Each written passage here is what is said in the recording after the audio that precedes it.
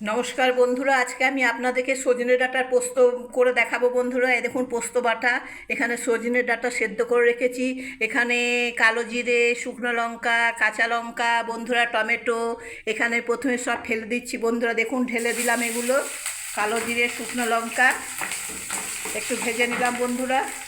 এবার আমি টমেটোটা দিয়ে দিলাম।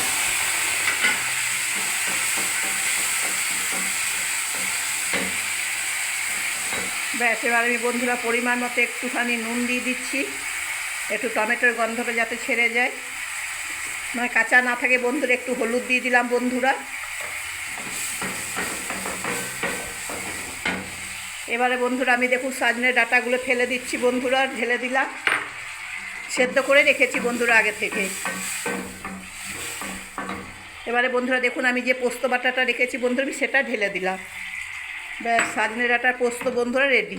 একটু শুকিয়ে গেলেই বন্ধুরা, টান টান হয়ে গেলেই নামিয়ে দেবো। যদি ভালো লেগে থাকে বন্ধুরা লাইক, কমেন্ট, শেয়ার, সাবস্ক্রাইব করে বন্ধুরা অবশ্যই পাশে থাকবেন বন্ধুরা।